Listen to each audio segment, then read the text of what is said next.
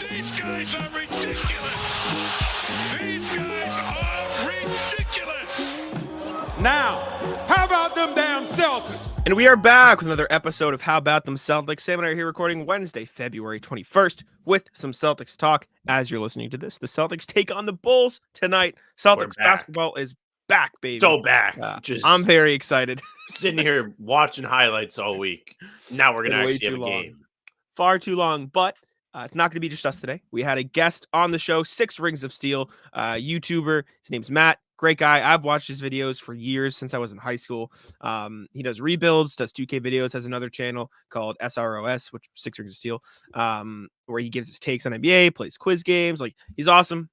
We followed each other on Twitter for a little bit, so I asked him to be on the pod. He said, yeah. So he came on, had a great discussion. It was a good time. Yeah, we're going to get into that interview now, and then you'll catch up with us after that for the rest of the show. All right, it's my pleasure to welcome in Matt, Six Rings of Steel. You may know him from YouTube. You may know him from Twitter. No, I'm all over the NBA sphere. Matt, thank you for joining. How about them Celtics? How are you doing today? I'm good, man. Thanks, Jack. Thanks, Sam, for having me on. I'm excited to talk about your guys' Celtics today. I feel like it'll be a different point of view from what I usually talk about, and I'm interested to see what you guys have to complain about the best team in the NBA. Matt, I got to say, this is weird because I have been watching your videos for like years, like since I was in high school. So like this is very weird for me to like be speaking to you right now because I usually just like listen to you two at the screen. So thank you for jumping on the show. We appreciate it very much.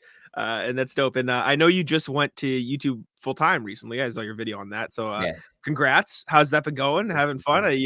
Obviously Six Rings of Steel is right on the screen, but like, how's that been? Yeah, thanks, man. I appreciate that a lot. And it's crazy because I recently just hit like my 10th year on YouTube, and it's kind of weird. It makes me feel old a little bit because I started in like 2014, but it's been good. I think like the best part has just been kind of like making my own schedule and kind of working my own hours. And it's cool to like kind of devote everything. And like, we all have to talk about NBA. So it's pretty cool to like talk about that on a more consistent basis, honestly. Hell yeah. I mean, Jack, you understand that? Yeah. Making your own schedule. I do freelance already for a living, so it's not quite as cool as all the NBA stuff that you get to do, but I try my best. We'll get there one day. We're working. Sure.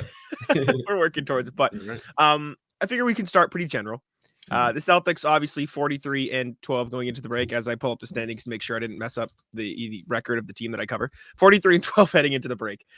General thoughts on the team. Obviously, they've been the best team in the East at the very least by a wide margin. They have a 4 game lead up on the Timberwolves for best record in the NBA. From an outsider's perspective, what's impressed you about the Celtics? If anything, what do you think there's to be concerned about? Boston fans are pretty harsh, but from your perspective, what are you liking about the team? What are your thoughts? Yeah, I think like straight out of the gate, I'm sure like, I guess this is old news to you guys, but just being able to watch Drew Holiday and Derek White defensively in the backcourt. I mean, I was just kind of going back to like the beginning of the year, being able to watch them. And I know when they played the Knicks, like I'll follow that closely as a Knicks fan. And you have to worry about one insane point of attack defender in Drew Holiday, and then pairing him up with Derek White specifically has been honestly like super fun to watch. And then obviously you're getting your typical production from the Jays. I guess maybe nothing has changed too much like from year over year from Tatum and Brown specifically, but they're still both playing at a completely high level. And then just adding Kristaps Porzingis into that fold as well. Just someone that's been sometimes I feel like an elite rim protector this year, and then also being a consistent 3-point shooter. And then I know he's dealt with some injuries this year, at least kind of some time off, but relatively healthy. I mean, it's not like been too scary, anything out of there. And just having 5 borderline all-star guys out there at the same time in the closing 5 has to be so much fun to watch. And I feel like you can rally behind that 5, and it's the best probably 5-man group you can have out there in the NBA. And I know a question I want to ask you guys like later in this, but I do wonder, like, it's probably the Celtics Eastern Conference at the end of the day. Obviously playoffs are a different beast. Rotations kind of get limited. Guys will be played off the floor. And I guess the big weakness for the Celtics has been their depth this year, but I guess you have to feel as good as any other year. I know it's been same old story with the Celtics, kind of like not being able to get it done. Obviously, you got very close in 22, but you never had Kristaps Porzingis and Drew Holiday with this core. So I'm very intrigued to see what it looks like in April. It was funny you mentioned 22. I think about 22 often.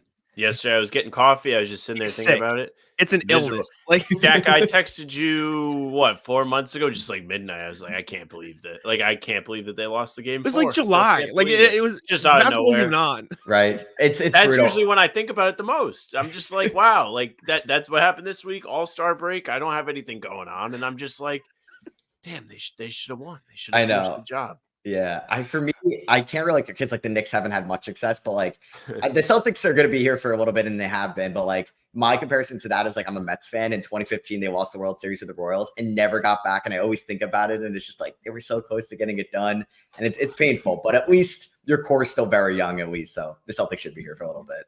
They better. It feels like They got some at time. least. Yeah. They got some time for sure. And last year, built you up just to kill you at the end. Last year's Gotta playoff love it. run was, I know Sam talks about it all the time. So we didn't start doing like daily videos on the channel till like after the playoff run. But there was a point in the playoffs last year, was after the Celtics lost game 5 to Philly, and it looked like they were cooked, that we got in such a big fight because we were both so mad after the game that we just like stopped the recording and like didn't keep going. Like we were just mad at each other when we were really mad at the team. And so, like I said, Boston fans find stuff to complain about, and it trickles down through everything. And so, as an outsider, I have some topics here that Celtics fans have managed to complain about this season, whether it be players, whether it be part of the team. From people who cover other teams and are fans of other teams, you look at the Celtics, you're like, they're 43-12. You have nothing to complain. They find stuff. Yeah.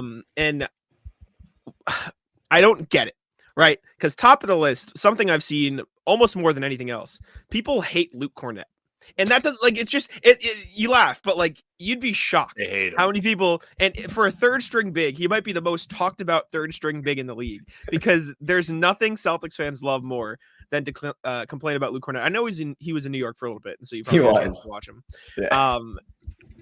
Like, as a Knicks fan, are you complaining about Jericho Sims a lot? Like, do you care that much about your third string pick? Like, is this a normal thing? Like, I don't, it doesn't make sense to us. And I'm curious if that is like relevant in any capacity. No, yeah, I think it's like an outside guy looking into like your guys' fan base. I think everything has just gone so well from you guys. Like you got to find something to talk about, and it's not going to be all like sunshine and rainbows throughout the whole season. So you're not going to talk about anybody in the starting five. You're not going to talk about maybe Al Horford as much or just the team's success. So you got to talk about Luke Cornett. I mean, somebody that's like, he's a third string big. He is. I mean, I guess when Tillman's healthy, he'll probably just kind of eliminate him from the rotation, or at least dig into those minutes a little bit. But Cornett is probably not going to play in the playoffs, or if he does, it's going to be in very minimal capacity in maybe round 1 or round 2. So I really wouldn't have to worry about him too much specifically, because I guess you're not really getting much. I don't know. Like, do you guys think he's as bad as a defender as people will talk about? No, yeah. He's a good defender. He's good. Yeah, and I feel like it's all situational too. Like, you're not going to have to rely on him guarding Embiid when it matters, or Jokic or whatever. He's not going to be on the floor. So it's very minuscule when people talk about that. Did you think we were going to ask about Luke Cornett on this podcast, Matt? I did not. I did not. Yeah. The way I look at Cornett, and I say it to Jack all the time, is if you don't notice him, it's great. He's doing his job, because that's all he's supposed to do. If you notice him for the right reasons, it's even better. Very rarely are you like, wow, Luke Cornett is really hurting the team. It just does not happen. He's not asked to do enough.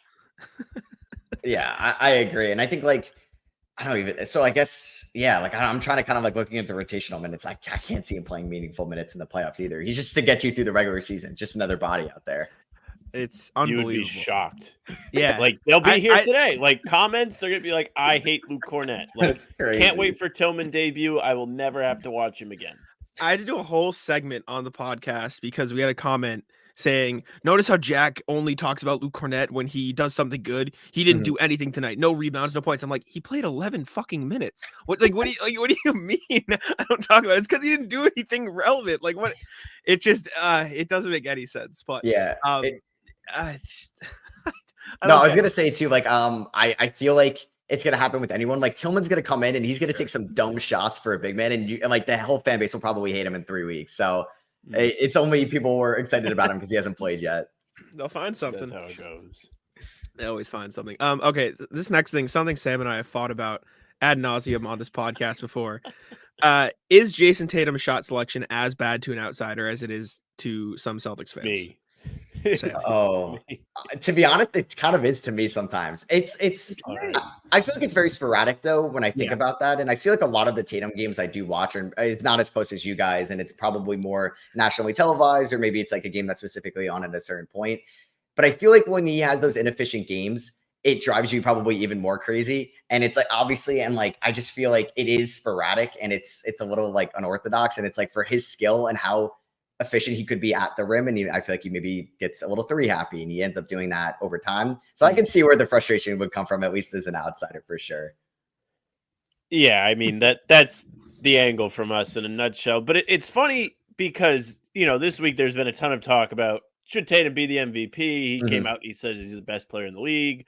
There was the Athletic piece where they talked about him being one of the faces of the league going forward.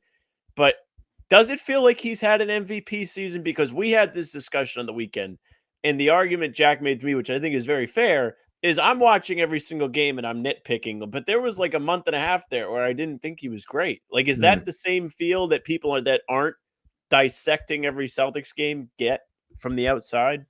Yeah, I think for me, I never considered Tatum to be like maybe in the top 3 in MVP. I guess it's a little bit more now with like obviously Embiid completely out of the race. And I think like at the end of the day, like I was always someone that was like pretty consistent with it. I'm cool with it going to the best player on the best team, or they should be a top 2 team in their conference. And that is the Celtics, I guess, which would hurt them a little bit is just because of how good the team is overall. But I think he would be probably I think he is just a good enough a debate as probably Giannis. I mean, just because there's an 8-win like discrepancy between the two teams. And I think that should matter at the end of the day. Would I say he's been like the most valuable player to his team this season? I guess not.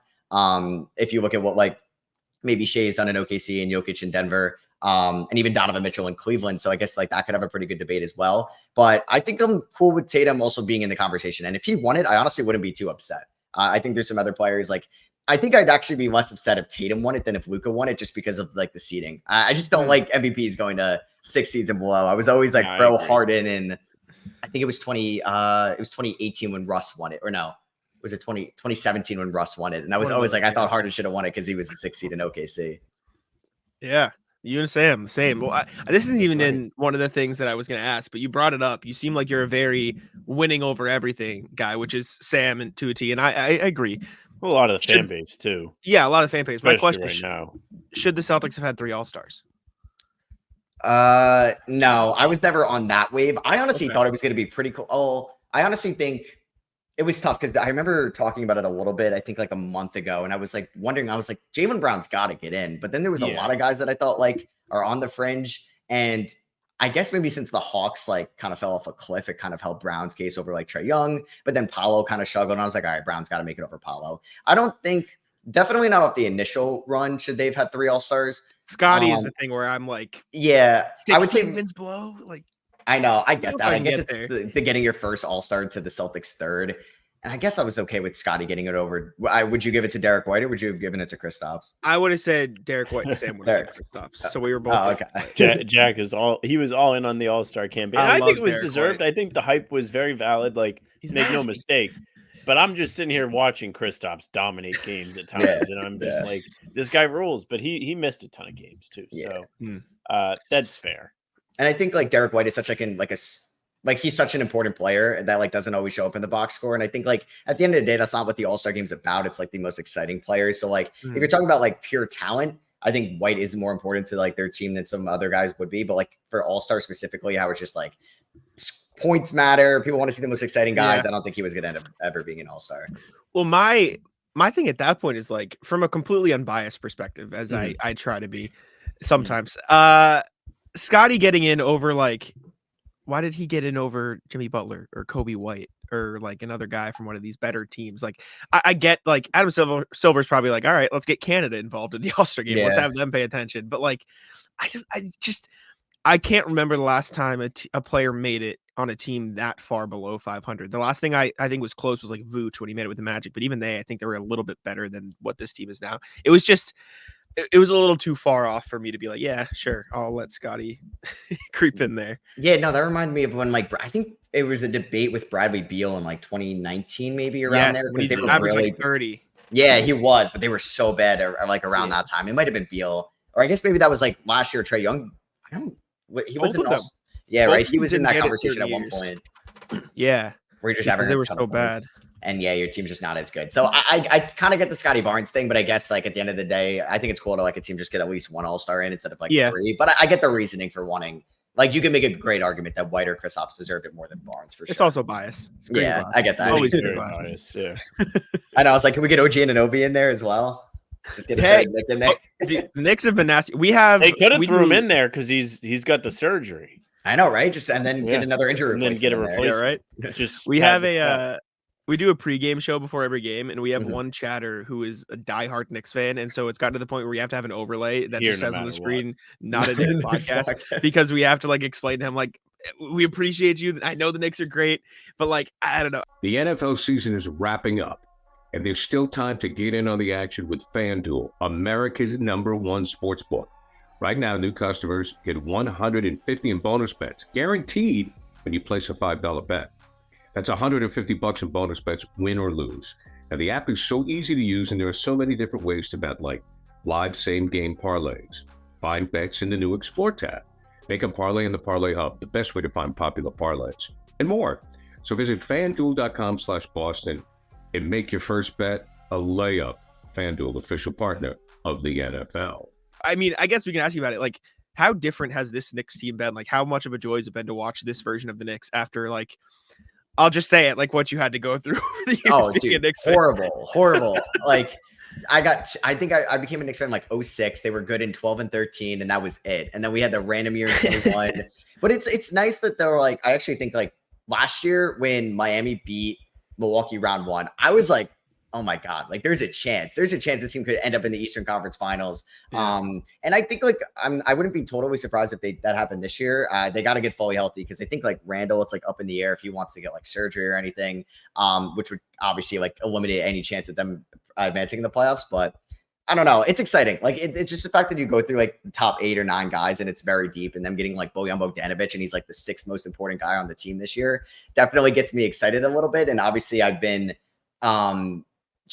I've been a fan of some really bad Knicks teams that have shown up in recent memory, or just kind of like on Twitter. I'm just seeing like the Alexei Chevette and like the Lua Munson and like these horrible lineups that won like 20 games and 25 games. And this is like February and I know the season's over. So it's very nice that the Knicks are at least going to be competitive. And I think like adding Anunoby and adding like Bojan and maybe like just getting Mitchell Robinson back, like this team, I think like I'm going to be biased, like think that they can go toe to toe with anybody, but I think that they're like top 2 in the East when the playoffs start. No, but I do think that there's a realm or a possibility where like they could end up in the finals. They could be like this year's like 2020 Heat or even last year's Heat, but a different seeding wise.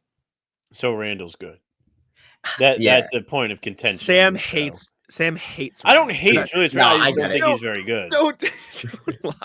I've had very arguments. Spin around and fumble around, and I say I can't believe he puts the ball in the basket. Dude, yeah, my tweets from 21 and just like my videos, I bashed the guy so much, and he was so bad in the 21 playoffs. He was so bad last year. The only thing that makes it a little bit better now is that Brunson is like the clear 1, so it's a little bit easier to watch Randall at times as a number 2 than he was as a number 1 because that was a mess. But he's been good this year, but like he's not shown up in the playoffs in the Knicks uniform. So I'll believe it when I see it. So we got to see what happens this year. Dancing on the grave to start the season this year. I was pumped. He was so bad. I was right. I told you for years and years this guy is not good. And then like he slowly but surely came along and we just stopped talking. And you're like, how does it go in? It's not pretty at the time. There's a winner he had against the Heat last year. Yeah, where he loses it twice. And I was just like, I can't believe that happened. It's like disgusting. I would be devastated if that happened to my team. Yeah, if you like, you'll talk about Tatum shot selection. His is on another planet of just disgusting. And like he has to stop taking a lot of threes at times. But he's a good offensive player in like a vacuum. But the dude is not a good defensive player, and he doesn't hustle a lot. And now he's got a bum shoulder, so we'll see what happens. Yeah, tough. I know it's like it's very early in his Knicks tenure.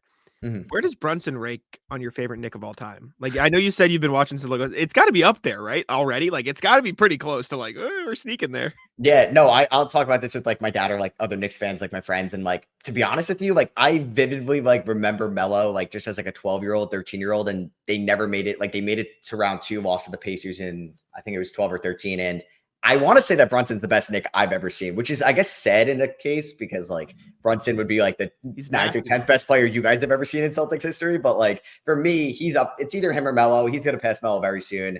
Favorite wise, he's probably up there. Like I always like have like a soft spot for like the guys that got me into Knicks basketball, like Crawford or David Lee or Nate Robinson. Which is so sad to say, like out loud. Like that is mine was Jeff Green. Yeah. So respect. So yeah, we really dove in after they traded the big 3. Oh, okay. What year did you guys yeah. become like? I guess like very close Celtics fans, like where you're like, all right, I'm now a diehard. Like right after the big 3. Yeah. Oh, okay. 13 in the playoffs was a lot of fun. Like the game where they almost stormed back against the Knicks was really the one that I was like, okay, this is fantastic. Yeah. Okay. So yeah, you guys, I guess like I mean, the Celtics, they were in, I guess, I mean, they were still respectable. I mean, and especially when they got like IT and they had Smart and Bradley. Yeah, But they were, I mean, I know, like, well, what was he's it? Brunson pretty much, like, except Brunson's a little bigger and can play a little bit more defense. little But like, bigger, it's the yeah. same type A little of better. like, everybody has respect for him as a fan base. Like, they following. love him to death. They truly embrace him, Totally. and it has a very Isaiah feel to it. So No, I could definitely see that. Yeah. So, and then I guess, yeah, I mean, that trade also, like, best thing ever for you guys, like just landing Brown and Tatum throughout it. And now you have 2 superstars. So, like, I don't know. Yeah. Brunson's, he's up there. He's probably in the top 3, and probably by the end of his Knicks tenure, he'll be number 1. Yeah, that makes a ton of sense. All right, so this is like a transition one. Celtics fans fucking hate Joe Mazzulla, and I don't get it. It doesn't make any sense. Joe I think it's because there's this dichotomy of like Ime Udoka took him to the finals, and now they had to get replaced. Which, like, I mean, Joe Mazzulla was thrown headfirst into the deep end of a pool he wasn't ready to swim in yet. Like, what do you expect from him? Like, he had never been on the front line of a bench, and then he was the head coach of the best team in the NBA. And they made Game 7 of the Eastern Conference Finals. Like, I don't know, maybe give him a little bit of a break, but they hate him to this day. And I think he's been really good this year. Curious to know your thoughts. He is quite the character.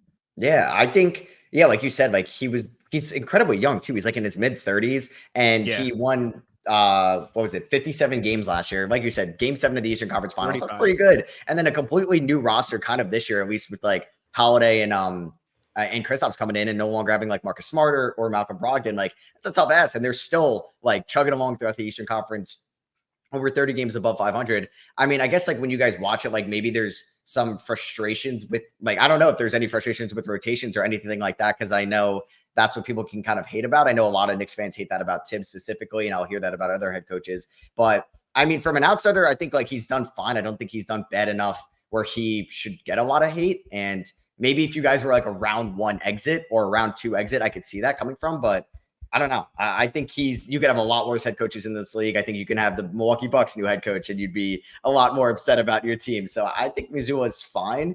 I don't think we'd have a reason to like sound the alarm. Like, this guy's got to go. Cause then like who you're replacing him with? Another like rookie head coach? There's not a lot of good veterans like out there right now.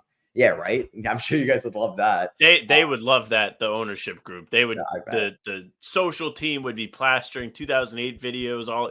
They would roll it out in full force. They would get everybody on board. They would sell it so hard to everybody.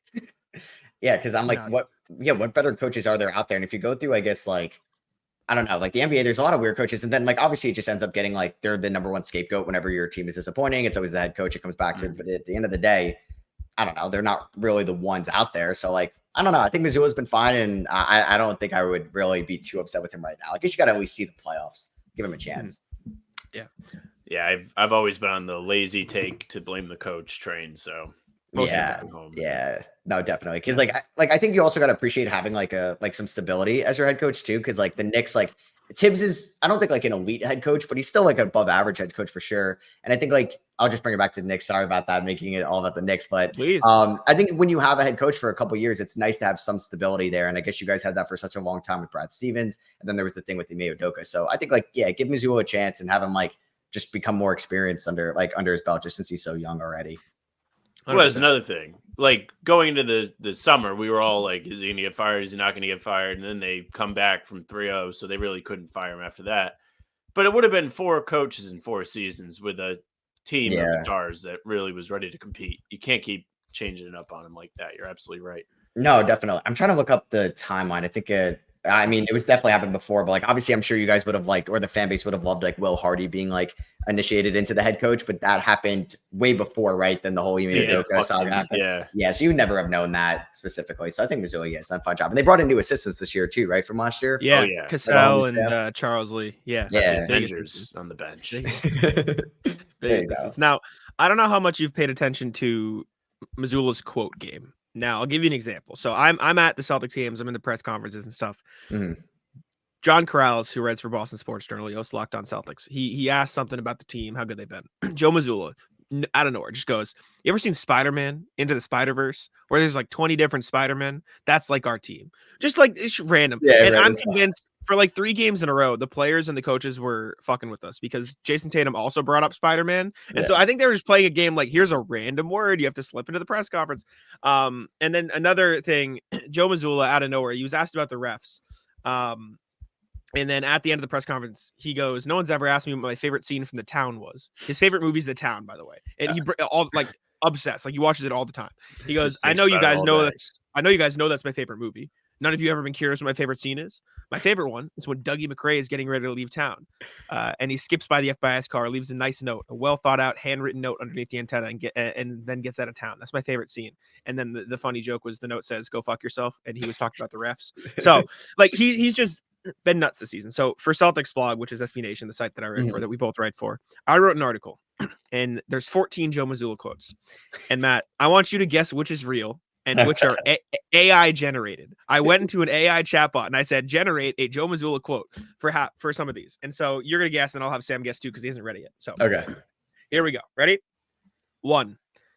That makes me think about how every coaching realm was different. How the baseball managers wear their jerseys, and then the hockey wear suits. Football, you get to wear hats. Like I'd wear a hat and a hoodie on the sidelines, but apparently that's not allowed for whatever reason. Matt, real or fake Joe Mazzulla quote? No way he said that. That's got to be fake. That's real. Sam?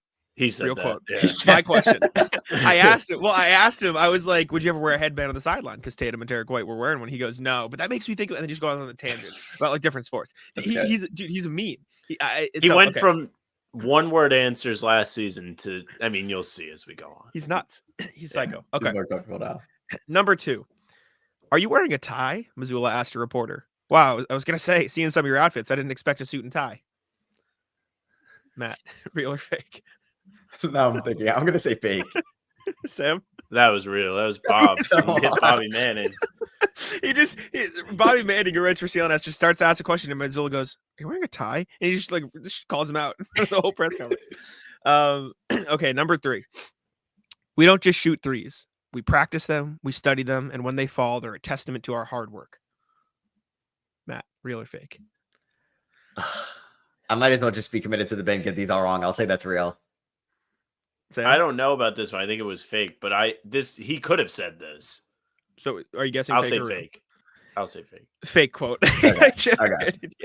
I'm glad I was wrong on all of them. It made it better. All right. Number 4. I told a couple of jokes in the third quarter. They were pretty inappropriate, but it broke the tension because we were playing with the expectation of why is this game going the way it's going instead of just enjoying the fact that this is a game we should just compete. Matt, real or fake? Oh, I'm going to say real. Sam? That's a real one. Yeah. Real quote. They were There we losing go. to the Wizards in the third quarter. Mazzulla just goes, "Yeah, I told a couple jokes." It's just like everyone's super mad because they're losing to the Wizards. And he's like, "Yeah, let's tell some jokes." All right. Next quote. I told him that if they keep this up, I'll have to sub myself in. And trust me, nobody wants to see that. But on a serious note, we regrouped. Had a good laugh. Matt, real or fake? I don't think he said that. That's got to be fake. Sam?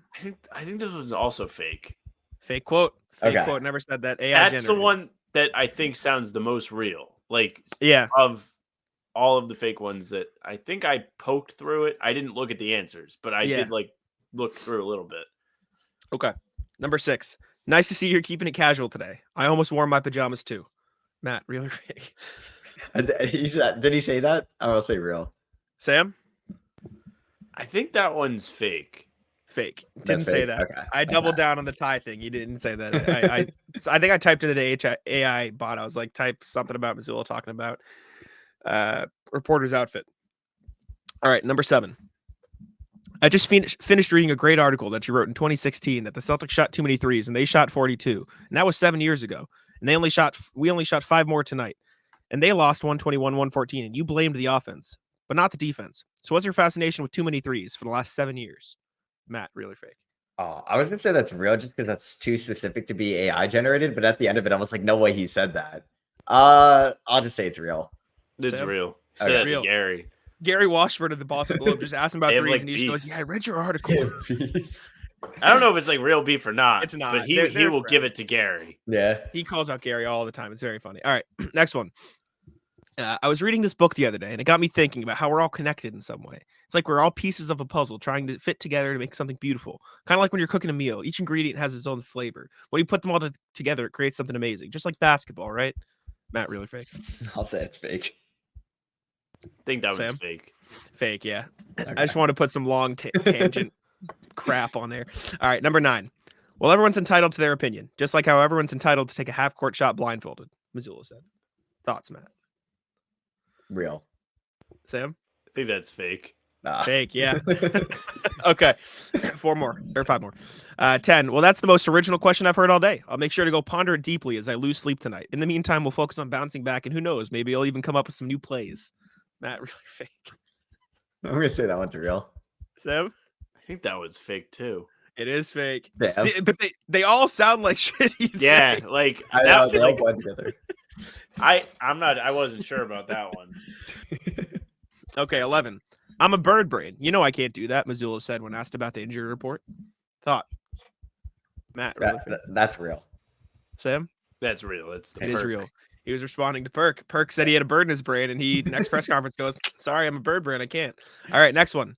I don't mind getting booed. It's good for you. Matt, real or fake? Real. Sam?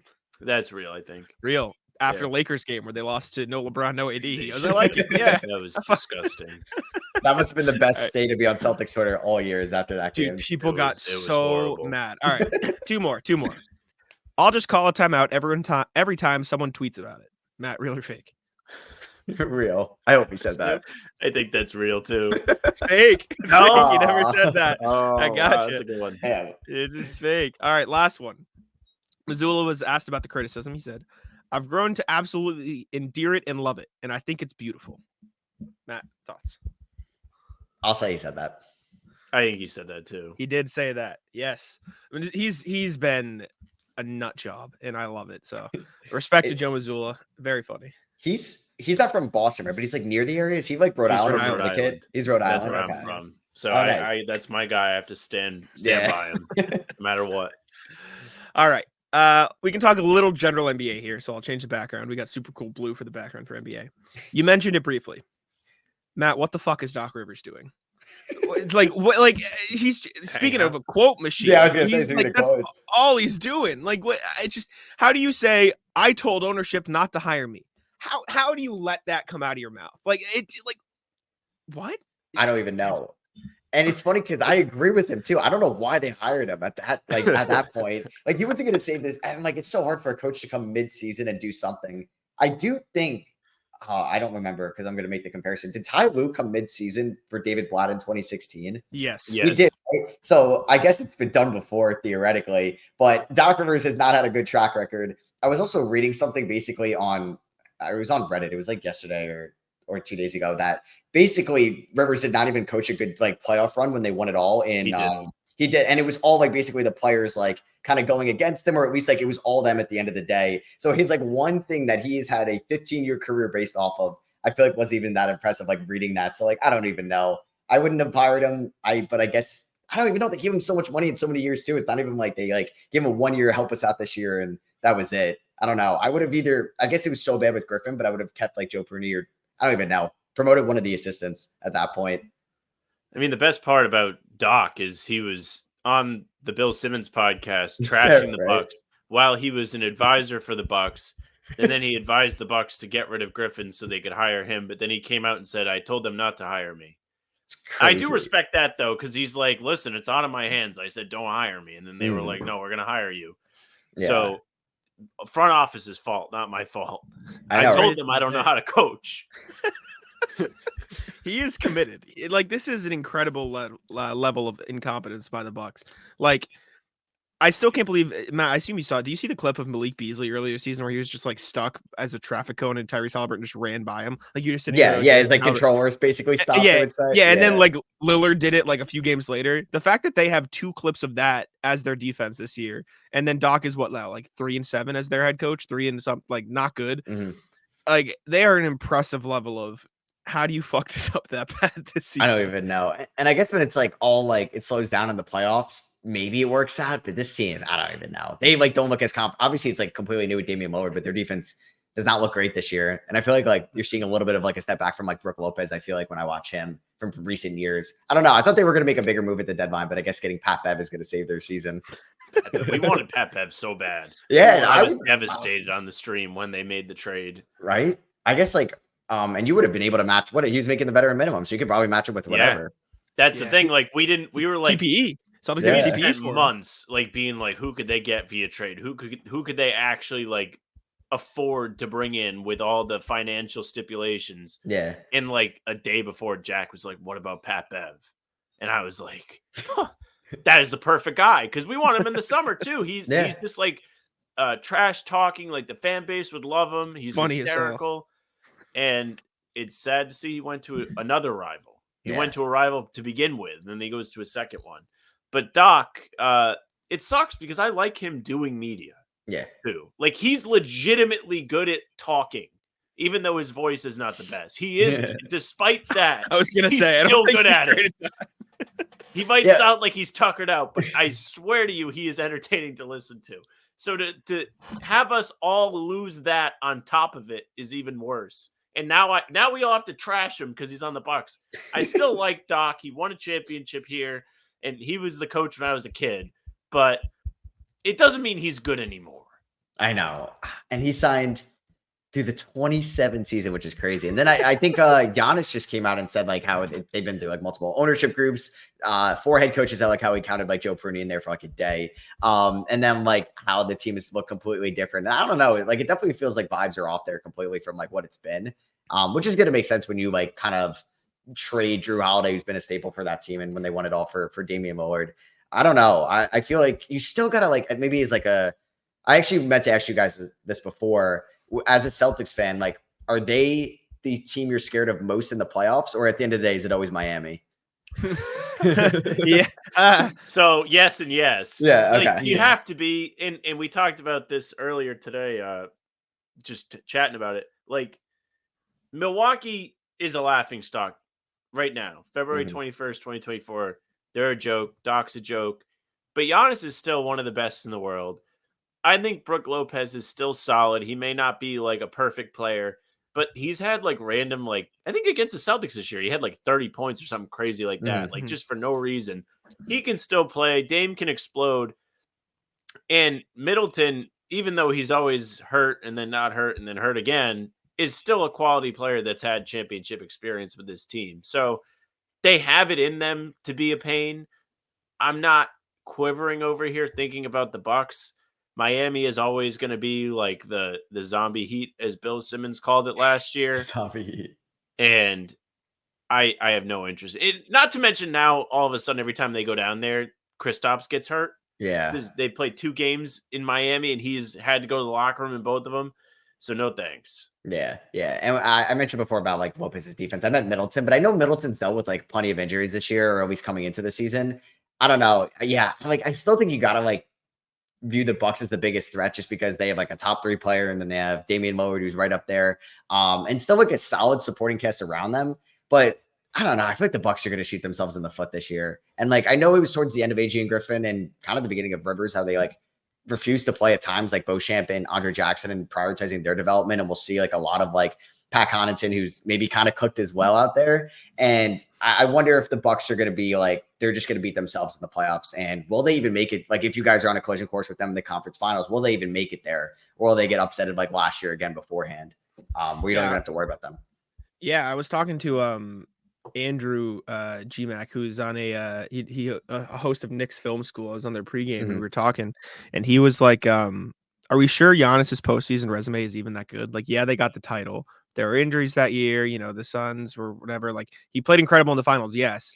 But like, look at everything other than that. Like, bounced round 1, bounced by the Celtics, bounced by this. Like, again, they have dealt with injuries too. But like, outside of that one run, which, yes, fair, did end in a title, like, are we sure that it's like this? But I still have them 1. We did this rankings on a recent show. I think I had Bucks 1, Knicks 2, Heat 3 in terms of like who could potentially be the biggest Celtics. But I think we both agreed like the biggest enemy of the Celtics is the Celtics. It's like if they get in their own way at this point. Yeah. I think is where we're at. Yeah. And I was actually thinking about that too, funny enough, weirdly, because I remember after they won it all in 21, I was like, this could low-key be a sort of like a dynasty. Like, I just thought nobody was better than Giannis. They had a good enough supporting cast, and they had like some, I guess like Budenholzer was always going to like, it was a ticking time clock with him there. But yeah, they've been kind of disappointing. And I guess it's both been injuries because they played you guys in 22 without Middleton, right? Or it was towards, if I remember. Yeah, I'm sure they loved throwing that at your guys' place. Yeah. So I remember that. And then I guess last year, like Giannis was hurt, but like, at the end of the day, like everybody's hurt come April and May. Like you kind of have to get through it, and they've been disappointing for sure. I feel Yeah, like I remember when Al Definitely. Horford canceled them game 4. yeah. Very handsome. Love Big Al. All right. So Matt, we on this show, we have a section of the podcast that is called the Rat List. Now I will explain here. So this is Matt the Rat, not after you, ironically enough. I didn't even think of that. The Yeah. chat named him, or maybe we named him. But We this is named our him. section where we don't have to talk about basketball and we can just complain about stuff. Often topics in the Rat List is traffic in Boston, the T. My brother who loves to play pickup basketball like he is Dennis Rodman in the 90s. Falls So asleep a lot. basically anything he does fall asleep a lot. He has narcolepsy. That's mean. We like to complain. So I can start. So I have an example, but this is like, if you have any frustrations, anything, just, we say rat list this, and then we can just complain. It's always a fun way to end with guests. So I will rat list this guy we were playing. I was in a men's league game last night, and this guy who probably like 6'3", 6'4", a little bit taller than me, right? He's a big guy, clearly knows how to play basketball. He's posting me up a decent amount because we were playing zone and I was playing the middle. He comes down, he puts it up. Every time he goes up and he either misses or makes whatever, he's just like, that's the foul. And I turn to him, I go, I'm allowed to jump when you play defense, right? Like I don't just have to stand there. And he doesn't say shit the whole game. But every call, I'm like, dude, do you know how defense works? Like you don't just get a free like walk to the lane. And so I just started like backing up way deep in the post and letting him take mid-range shots. He shot like 1 for 5, and you could tell he's getting really mad. And like it just like, stop complaining. It's first of all, it's Tuesday men's league, 6 p.m. on a weekday. Get over yourself. You're not in the league. And 2, like learn the fucking rules. Like shut up. Like stop bitching. So that's my rat list. This Matt, what do you got? We'll go around the horn here. All right, something to complain about. I'm trying to think of just like the last time I complained, like what it was. We complain a lot here. It's I know. a staple. The traffic's a good one because I feel like I live in Philadelphia. The traffic's okay here, but when I drive home to New York, like there's a parkway called the Belt Parkway. I'm like 18 miles from being home, and it's like minimum 90 minutes every time. It's the worst thing in my life. It's insane because it combines basically Jersey and New York, and it's like over a bridge called the Verrazano. It's a mess, and like Queens is involved. I don't know. I don't know what I want to complain about. I would complain about start times in the NBA, but I don't know if I want to keep it basketball related. You can do that. Basketball. Okay. I just talk about basketball. Anything you want. It's the worst. Like It's terrible. You watch Sunday football, games start at 1:00. You watch baseball, maybe it's a little bit after start time. But for the NBA, it's crazy how it's like sometimes it reaches up to 15 minutes, and it's not even like there's a set time. Like it's like, okay, it's always 10 minutes after. It could be 8, it could be 11, it could be 16 minutes after, depending on the network or the broadcasting group. It is the worst thing. And obviously it was a thing with the All-Star game that people were complaining about it. But I wonder if that will ever get fixed because I don't get it because it's all network based, but it's either if it's a national televised game or if it's like a NBC Sports Boston or if it's like an MSG for New York. It's always never like on time, which is the worst thing ever. Never. Yeah, at least in baseball they list like 7:07 first pitch. It's never 7:00 first pitch. They never like gotcha. No, like they actually put the minutes on the schedule. The NBA is like strap in and watch the super cool pregame interview with Scal. And we'll be ready for you in a minute. Yeah, it's crazy. Rat list people who will not say the full word of things. So this is like a recurring pet peeve of mine. And I finally remembered to bring it up on the rat list. You ever have like this friend that's like talking like, let's order za. Just say pizza. Like, is it really like you're saving a syllable? It's not like you have to type out the word. Just say pizza. I hate when people say yoffs, like instead of playoffs coming up. I've never even heard that. Just say it. Say the word. Yeah, we used to say in like high school like yoffs instead of playoffs. Yeah, it's crazy if like we're saying it now. And you grow out of it, and you become an adult. You know, neither one of us lives away from home, but that doesn't matter. That's neither here nor there.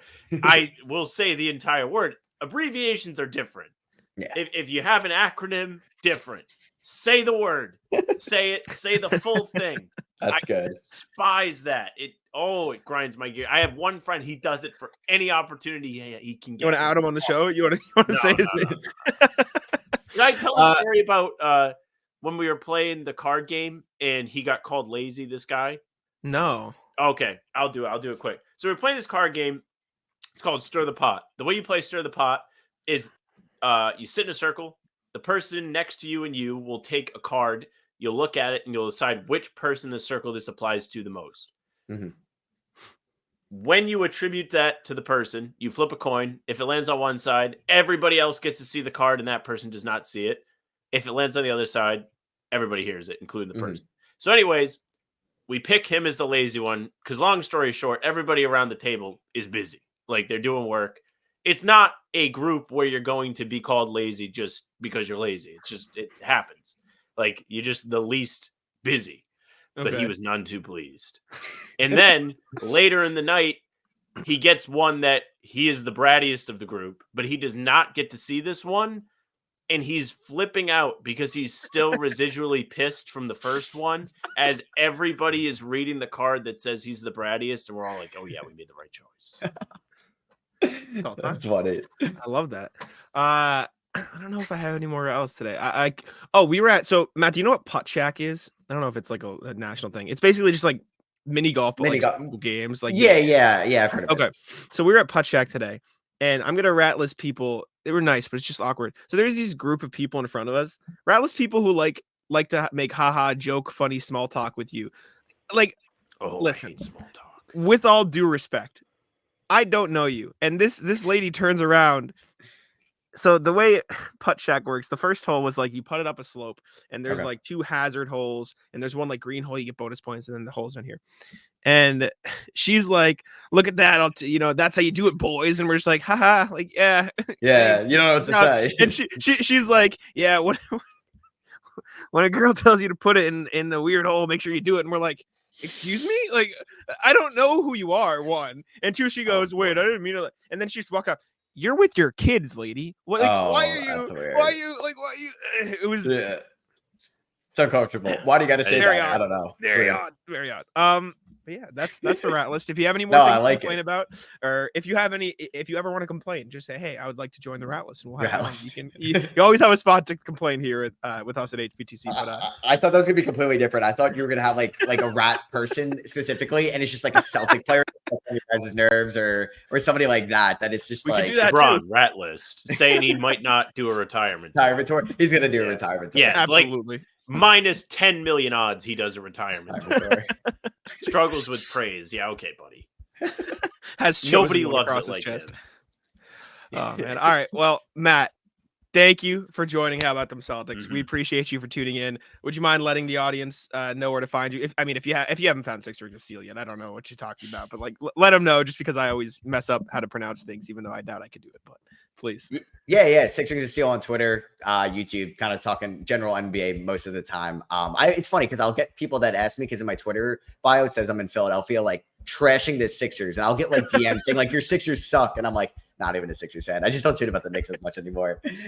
It's funny, but yeah, just Six Rings of Steel basically on everything. And thank you. And sorry, like I should have said, like, thank you guys for having me on. This was super fun, yeah, and hoping the best for you guys this year with the obligatory Celtics. Thank you. No, I feel like it was respect. No, I should. You guys let me on your podcast, and it was super fun to talk kind of hoops with you guys for like the last hour. And I'm hoping for the best of your Celtics. Unless you guys meet with the Knicks in the playoffs, then I was gonna say I hope we see the Knicks in the ECF, and I hope it. With all due respect, I hope the worst. I want the Celtics to win every single game by a lot of points this spring. I don't need to stress. I was physically sick last year, and I just don't need that. I took a beating last year. I like fell to my knees in Game 6 when Derek White hit the shot. Oh my God! I literally had to call out of work after the Trae Young buzzer beater. Like I would think I was battling a cold, but I'm going to attribute to that. And then it was a mess. That's what it does to us, man. It's what it does to us. Thank you, Matt. We appreciate you coming on. Yeah, thanks, guys. All right, we are back. Thank you once again to Matt, Six Rings of Steel, for joining us. Hopefully you guys enjoyed that. We did the rat list there, so you probably won't get one at the end. Sorry, but yeah, we gave you a rat list fix. We made sure to bring Matt in on the fun, but we do have some Celtics stuff to talk about. First of which is something you wrote about, Sam. You wrote about Jayson Tatum, best player in the league. Explain to us. Best player in the league. So Tatum has been a recipient of the All-Star break media circle jerk. It's been going on all week. Lots of talk of Tatum being great, deservedly so. Tatum has been excellent, especially since the new year turned. and many are kind of pushing him to be the MVP. The media talk has been around that. Tatum also sat down with Malik Andrews, and they had a chat. And part of that chat, she said, "Who do you believe is the best player in the league?" And he was just like, "Myself, me. It's me. Maybe it's me." But he went on to explain the answer. He goes, "I got a lot of respect for a lot of guys in the league. Giannis, for sure. Jokic, obviously, he just won. Embiid, guys that have won the MVPs in the past. The list goes on. I truly do believe every night I step on the floor, I'm the best player, though." So now you may be watching this and you may be saying, "I don't think Tatum's the best player in the league," because that's what I said when I saw this. But I wrote about it and I gave my take on Celtics Flag. If you haven't seen yet, it's there. I'm not going to make you go read it, but you might know what I'm going to say. Tatum is definitely like top 10 in the league. There's no debate. And that's being very loose with it. You could probably be like he's top 6 and get away with it. If Top 5. you're representing the Celtics as a top player in the league like that, you better think you're the best guy in the league. That's the whole point of you being the number one. Your whole job is to go out there and play hard and do what you can to put the team in the best position to win. And Tatum, to his credit, has gotten far better at that throughout his career, and specifically this season. He's always been able to score. We've seen him score. We saw the Timberwolves game where he took over. We saw the Pistons game where he brought him back from the dead. But he's doing other stuff too. He's done a great job of making better reads. He's improved his playmaking for the last couple seasons, but this year I feel like we've seen an even better version of that. He talked about that with Jared Weiss as well, who also had an interview with Tatum, part of the whole media circuit. And that went up on The Athletic today. But he pointed out, like, I'm seeing doubles. And when I see a double, that means Drew or Derek White's going to get the ball. And then they can make the defense pay. And if we keep doing that, then they'll have no choice but to leave me alone. And he's really taking advantage of the Celtics having all the guys this year. They have everybody. So they should play like it. He's in on it. And we've seen him do this. We've seen him help them win games just as recent as the Miami game. He was excellent passing the ball, 9 assists, 1 turnover. And he almost had a triple-double. He was the game's high scorer, but I remember it the most because he was doing a great job of making everybody else better. That's all people have talked about for years in terms of star players. Can they make their teammates better? How do they affect their teammates? Well, you're seeing Tatum do it. Guys are stepping up. And then defensively, he's been excellent too. He talked about it before the season. He was like, I want to make an all-defensive team. He's mentioned it throughout the year. He's like, the whole team's locked in. We're all trying to play the best defense. And we've seen him step it up. One of the best, and you know all about this because you pointed it out when it happened. One of his best defensive outings was the game they lost in OKC. They were horrid defensively in that game. The fourth quarter rolls around. Tatum's like, I've seen enough. I'm going to cover Shea. Shea goes 0 of 3, scores 3 points in the quarter, and the Celtics almost come all the way back from just seemingly being out of the game because he stepped up and said, I'm going to be the guy to play defense. I'm going to use my length to make this difficult. So when the playoffs come around, when you have that kind of star on your team who has the sacrificial mentality and also thinks he's the best guy on the planet, it's going to be better. And for what it's worth, and I didn't put this in the article, I should have.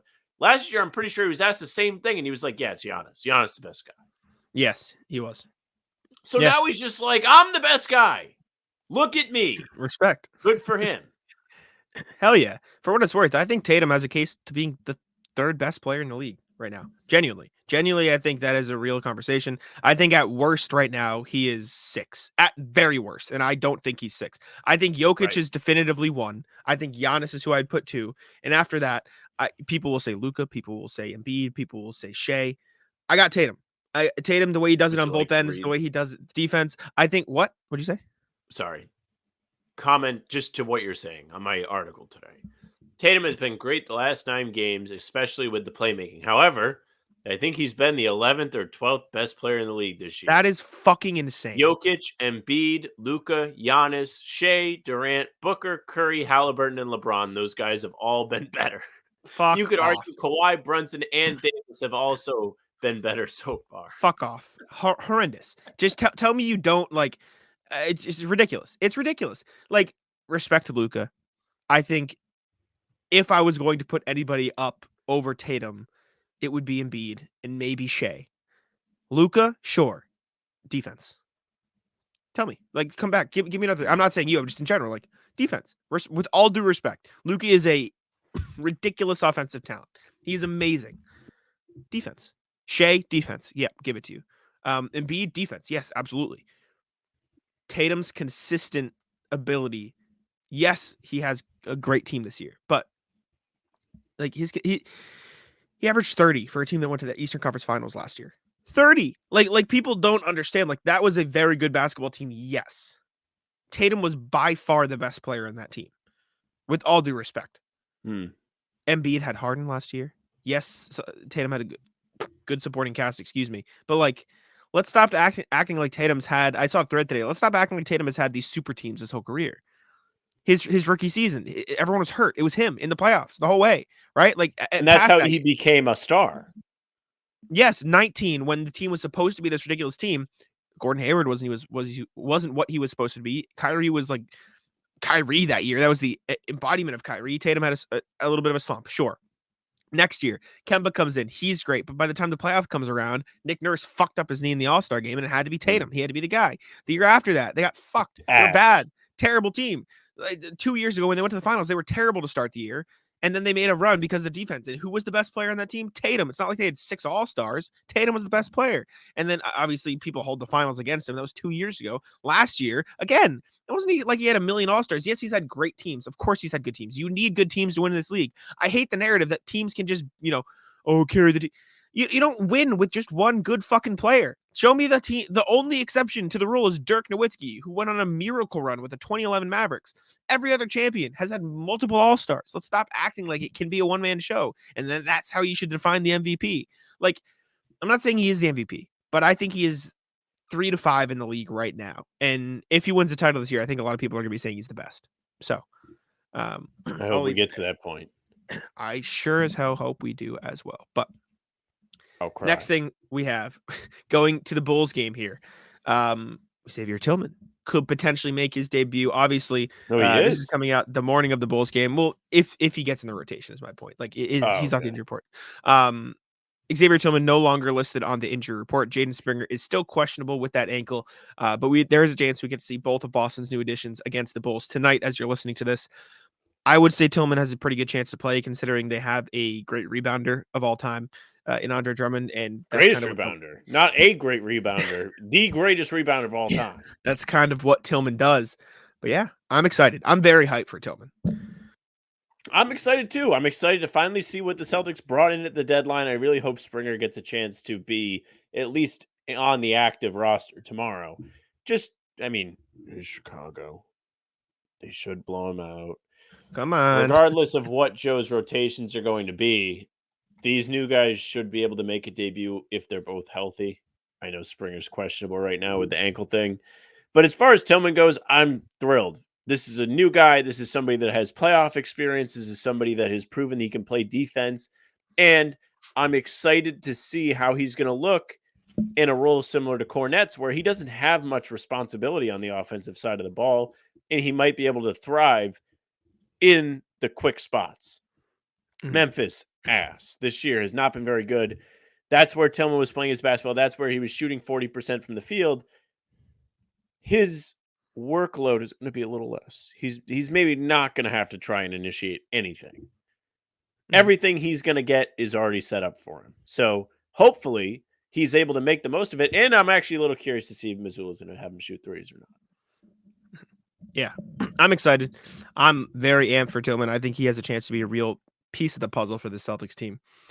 So curious to see what he brings to the floor, especially in his first games, because I think it will take him a little while to get his feet under him in a new defensive system. But yeah, we'll have to see. Let's jump on over to the email to Incognito, see what the people have to say there. And spoiler alert, we have a winner already. We got to start promoting this at the start of the show. This is our fault. Like, let's be honest here. This is our own fault. However, today, lucky winner, Salem Bray. Get yourself some popcorn, Salem. Make sure to send us an email, hbtcpod@gmail.com with your name and phone number.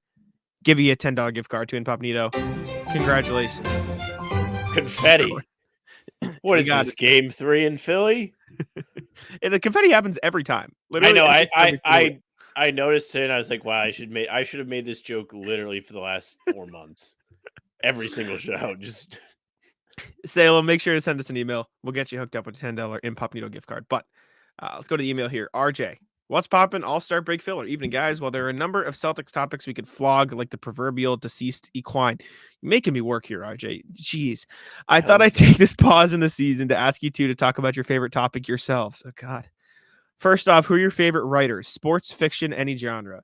Jack, what are your favorite musicals, stage, or movie?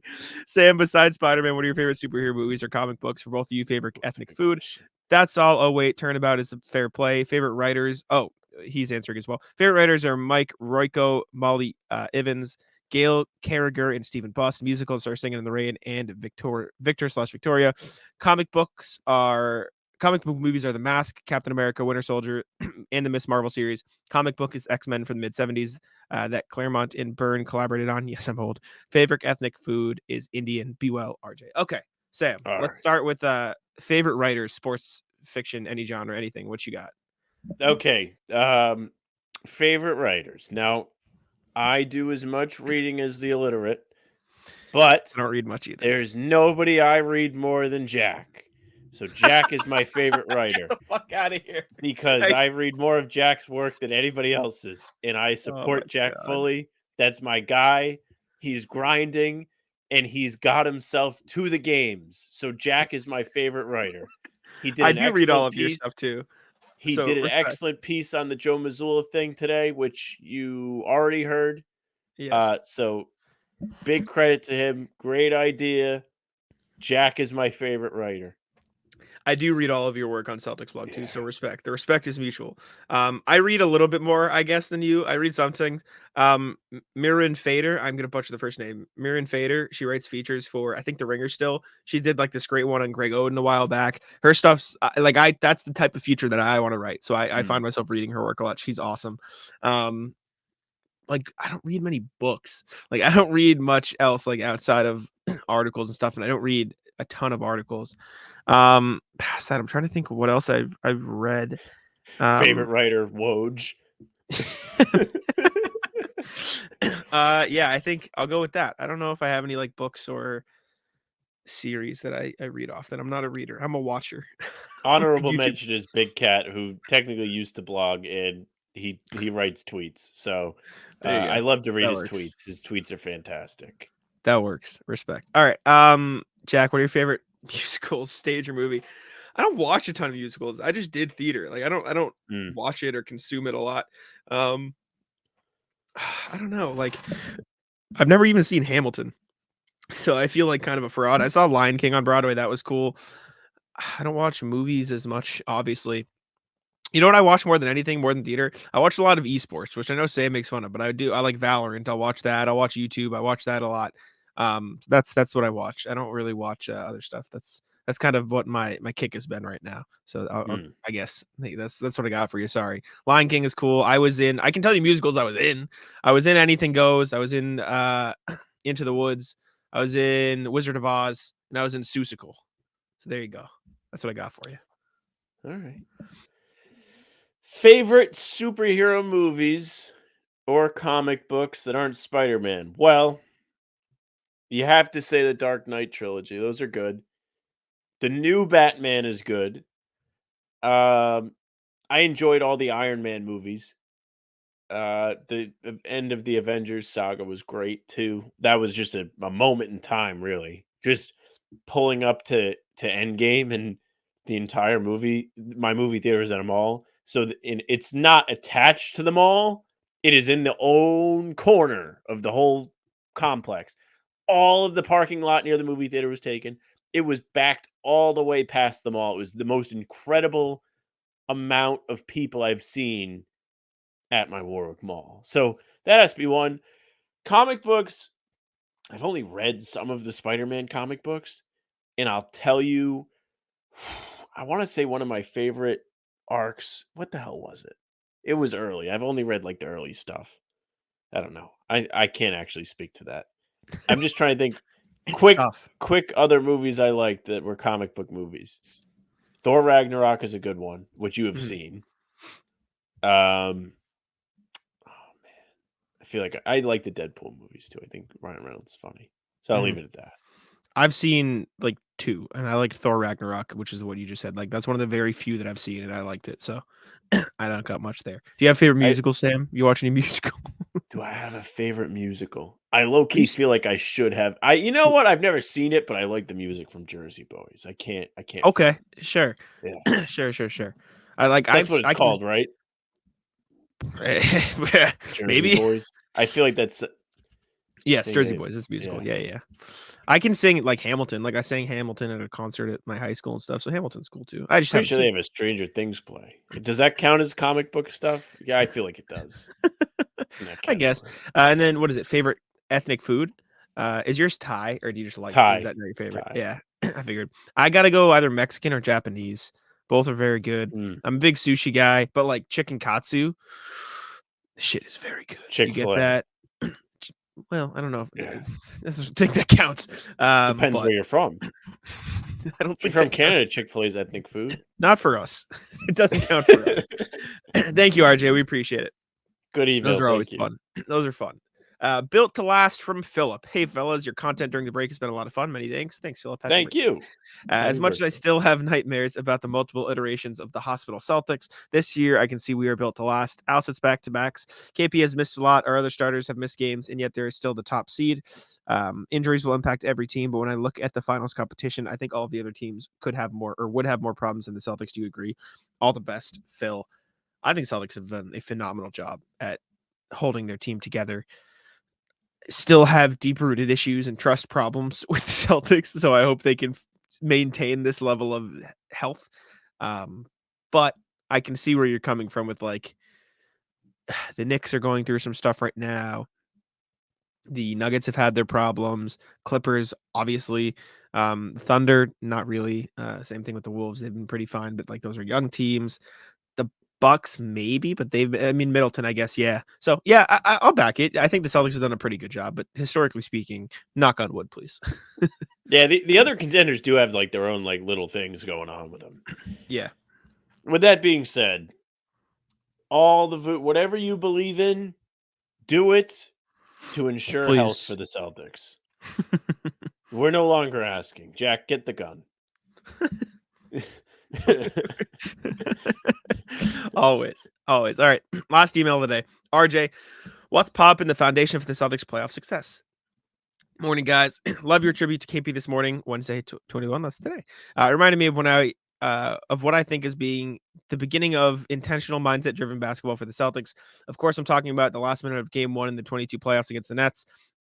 We know you don't even have to send the clip. Everything we are seeing this year in the Celtics' strategic approach on both defense and offense are on display in this clip. The push for the 2-for-1 opportunity, seamlessly switching on defense, coupled with the trusting your teammates, a commitment to securing the defensive rebound, everyone working the ball to advance it quickly up court, attacking to put pressure on the defense to bend, and finally, passing the ball crisply to find the better shot and then the best shot. It is some of the most beautiful basketball the Celtics have played all year, that year, and this year they are learning to do it more and more often from players 1 through 9. If the 22 team was playing speed chess here, KP's presence lets them play 3D chess thanks to his verticality and vision on both ends of the floor. One additional note, this kind of basketball is more akin to jazz musicians or improv comedians knowing how to play off their partners thanks to both skill and knowledge of each other's styles. It is why I like to see guys like Walsh, Kata, Springer, and Tillman get more first quarter time with the starters as we head to the playoffs, so they have the chance to become familiar with their teammates and vice versa in a way that goes beyond simply running sets. Looking forward to the stretch drive. Be well, RJ. Yeah. W. That game was special ending. That was special stuff. They make you fucking sweat. I'll tell you that. I will say, Sam, they were up 15 points going into the fourth quarter of that game. They had no business having that game be that close. If you want a 2-for-1 good though game, hey, I'll give it to you. My favorite game of that run is the game 2 that might be my favorite game ever. Is game 2 where they just because I was there. They come back from 17 down. And it was the most like pandemonium type like stuff happening. Like Durant just dribbled the ball out of bounds and lost the handle. Kyrie loses it the next possession. Peyton Pritchard's hitting step back threes. Tatum takes over in the fourth quarter. Like it had everything. It had the atmosphere. Like you knew it was going to be a fire day because in the warm-ups, Kyrie was like just doing a layup and he lost the ball off his foot and the place erupted. Yeah. What a day. And hey, call back to our earlier conversation. You're not telling me Luka's locking up KD like that in a playoff series. You just can't convince me. Not going to convince me. So fat. Thanks, RJ. Thanks, Philip. Appreciate the emails, guys. Quick couple of NBA things to talk about before we wrap up the show. Again, we did the Rattles from that, so go check it out there. I have some extras I'll fire off. Oh, okay, perfect. So let's skip the NBA standings check-in because they're still the same. Spoiler alert. Yeah. Next pod, they'll be different. We what do you want from us? But the only NBA thing I put on here for post Matt, which I guess we should have done with Matt because it is thing to go with his Knicks. But the Mavs just absolutely fumbling the Jalen Brunson contract. Yeah. Jalen Brunson went on all the smoke and said the Mavs. He asked the Mavs for a 4-year, $55 million contract twice. And they said no both times. What the fuck? Oh my god! Luka to be has to fair, devastated, dude. He's just sitting there playing with Kyrie. This was before he popped off in those playoffs. But like, damn, that's so tough. Imagine having all those picks and Brunson instead of Kyrie. You'd be pretty And just happy. not having Kyrie. Yeah, you'd be pretty pleased. Yeah, you'd be pretty good. You have no idea what it's like not to have Kyrie. It does wonders for your franchise. Man, just such a fumble. Jalen Brunson. I saw somebody on Twitter saying Jalen Brunson should be in the MVP race. Like everyone's getting the MVP push now, which is like everybody's in the conversation. It's Jack the time and I of should year. Be in the conversation. Like we've done pods every single day for the last 9 months. Sometimes multiple things a day. Like we have to be attributing like some of the Celtics' success to us. The fans get themselves fired up every once in a while. We do the pregame streams. We set the vibes. Like we have to be in the MVP conversation. It doesn't mean we're going to win. It doesn't mean we should win, but we should be in the conversation. It's the time of year. For what it's worth, I think before we started, I think he'll end up finishing like top 10. But like the point is, like, dude, he's been disgusting this year. Like we asked Matt, and he's like, "Yeah, he's creeping up there. My favorite Knick of all time." It's fucking crazy. Like he's just nasty. He's there, Isaiah. I think he's better than Isaiah was. It's genuinely. Not better or worse. It's just that's what. No. Yes, yeah, definitely. Which is cool, and it takes a lot for you to say stuff positive about the Knicks. I like him. Jalen Brunson. Exactly. I also like Tibbs. You see Tibbs. I meant to say this to Matt. You see, like they were like, Tibbs, what did you do for vacation? Did you go anywhere warm? And he was like, yeah, the practice facility is 72 degrees. Tibbs is such a psycho. Well, Mazzulla said he'd spent the break. He was going to spend the break plotting which games he could practice shit in during the second half of the season. Mazzulla, I know you did like the fake quote, but he should actually like be like 15th roster spot. Let's go. It would be player coach, second one ever. Is that allowed? Can you even do that? We need player coach. Yeah, sure you can. I mean, LeBron basically does it. Yeah. I wonder that would be very funny. That'd be a good time. Ask him. You guys are friends. Maybe not. What if he sees your article and really likes it? If he sees it, maybe I'll ask him. I doubt it though. But any other NBA stuff that I missed? I put this together before we did the interview. NBA stuff we talked about. Doc. I don't think there's been much. I'm ready for basketball again. I just want the games. Basketball's back tonight. I think it's a full slate of games. Oh, I have them all in front of me. You have Celtics, Bulls, Knicks, Philly, Magic, Cleveland. That would probably be a good one. Nets, Toronto. That'll be close, but it won't be a good one. Our Pistons are playing the Pacers. Time to set the ship right. Phoenix playing Dallas. Clippers, OKC. That's going to be a good one. That's not on national TV. Houston Pelicans, Wizards, Denver. Hornets, Jazz, Lakers, Warriors. LeBron not playing, but he played in the All-Star game and Spurs. Spurs Cavs. All right. In that case, let's go to the route list here. And you said you had a couple quick ones you wanted to fire off that you didn't get to talk about. Yeah. All right. Hit me. What you got? So, rat list. I slammed my head against the door frame of my car. Getting in. I went and got gas yesterday after I went to the gym in the morning.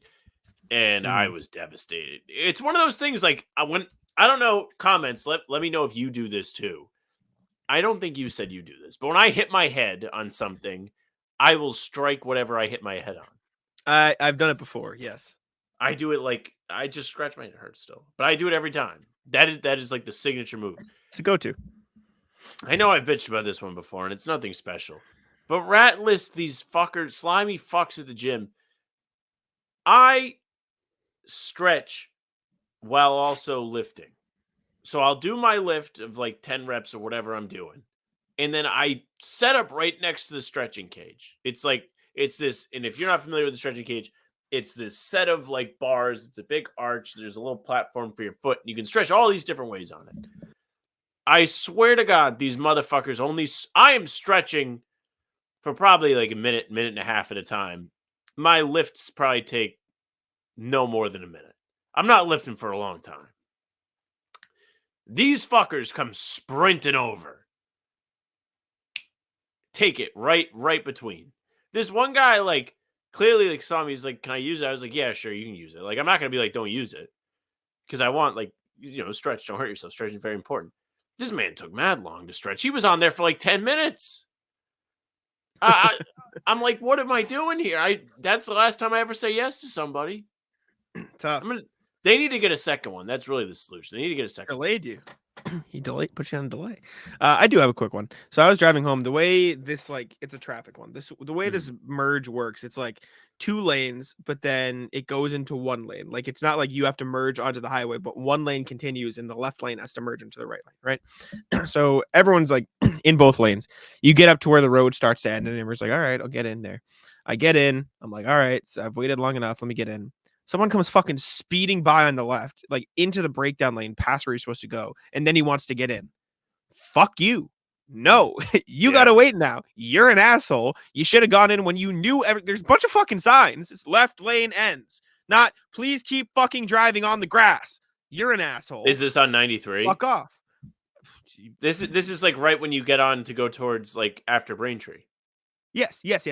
I know exactly what you're talking exit about. 4. Yeah. If you're going to the Celtics game and you're coming from the south, I mean, I guess technically anywhere in the south, but south of Boston, this is how you get to the game. Oh no, I'm talking about coming back. This happened. So it's like the opposite. Oh, going back. Yeah, maybe it's because they shifted the carpool lane. That's probably why. Exit 4. No, this has been whatever. I know what you're talking. You know exactly what I'm talking about. Also, fuck the Hub lane. Out on the Hub lane. It shouldn't exist. Horrible. Because all it does. Pretty sure they do that to save the planet, but go on. Fuck off. All it does. Loves Taylor Swift in her private jet. Hates the Hub lane. Like no. Jack probably hates Tesla. Not the Hub lane, but the specific part of the Hub lane. So it's right after you come out of the tunnel on. Maybe it's 93, probably 93. In Boston, you come out of the tunnel, you get on 93 going towards Quincy and Braintree, coming back, all this stuff. And then you can either go on the Hub lane or the main lane. The Hub lane lasts for like 3 fucking miles, maybe 2. Like not a long Hub lane. Correct. All it does is slow down the left lane because then all these fuckers are cutting me off when I'm trying to go fast. So like you have to go in like the second from the left lane, which is actually the left lane at that point, because these guys are going like driving their fucking mom vans, which, first of all, I don't know if I said this on here. I think owning a minivan would be fucking sick. I'd love to own a minivan as my car. I think it'd be fire. Fit all the fellows in the back. You kidding? Come on, like, we'll squat up. My buddy had a minivan in high school. We just all climbed to the back seat, went to Sonic. Yeah. Minivans are sick, but fuck you. Because the Hub lane, all it does is slow down the left lane. Because then they come in, then they're still driving as fast as they want because they think they're like center of the fucking universe. Get out of my way. All right, leave me alone. Right. Hub lane out. But all right. I don't know if I have anything else. You have anything else? There is nothing more devastating than like you see the Hub lane and you're like, wow, that would be nice, but you don't have anybody in the car with you. See, I would never want to go in the Hub lane, even with people in the car. Just because it's so tight, you don't like with the barriers being close by. No, not even that. But it is a complete like gamble. It's like a 15 in blackjack. Like it's 50-50. You either get behind people who are going the correct speed, or you get behind some fucking moron who's going 65 because you can't pass them in the Hub lane. Yeah, but if you're in the Hub lane, I think the only reason that you would take the Hub lane is if there's traffic. So even if the guy is going like 50, you're still going faster than the rest. You'd be shocked. We were passing people in the Hub lane. We're passing motherfuckers in the Hub lane. Yeah, it is rough. Anyways, that's all I got. Anything else? Nah, I don't have anything I think else. we're cooked out. All right. I feel like I should have had something else, but I don't remember. We talked about stuff with Matt. Thank Not you gonna again to trash. 6 Rings of Yeah. Steel. Thank you to Matt for joining us on the show. Make sure to subscribe to his channel, 6 Rings of Steel, and SROS. Follow him on Twitter at 6 Rings of Steel. We appreciate him for giving us the time. Make sure to subscribe to our channel. How about them Celtics? Leave us a like, which we should ask for at the start of the video because I want to start doing that. 5 stars on all the platforms. Thank you very much. I'll let Sam wrap it up. Yeah, thank you very much for listening or watching. If you're watching, make sure you subscribe to the YouTube channel, hit the notification bell so you don't miss any of our daily uploads. We have these full pods coming at you Tuesday, Thursday, Sunday. Talking C's with Bobby Kravitsky coming at you Monday, Wednesday, Friday. Monday, Friday are live streams. Maybe we'll see some live streams on Wednesday coming up. Don't worry about it. Also, on the days after the games, we'll be here in the morning to talk to you about the games, whether it's on the pod or just in its own video. And then the other days when there's no game or video scheduled, there will be a video. We're here every single day. And we're also here before every single game, a half hour before doing the pregame stream. So make sure you come hang out. Those are a ton of fun, and you don't want to miss it. Come participate in all the shenanigans. You can find us on Spotify and Apple too. The audio forms of our full pods and game recaps are always there. So if you follow us, they'll go right to your inbox, and you won't miss any of it. If you want to get in touch with us via email, you can do so like RJ and Philip did today. hbtcpod@gmail.com is the way to do it. And we will read them on the next pod. Saturday, we're recording. So make sure you reach out because we'll get back to you, we promise. You can also find us on socials at How About Them C's, Twitter, Instagram, and TikTok. The Facebook is just the name of the podcast. If you follow us there, the streams will be right in front of you every time we do them. They'll also be on YouTube and also on Twitter. Jack's Twitter is at Jack's Money NBA. Mine's at Samuel France NBA. That's it for us. Bye. Taco, come on. Taco.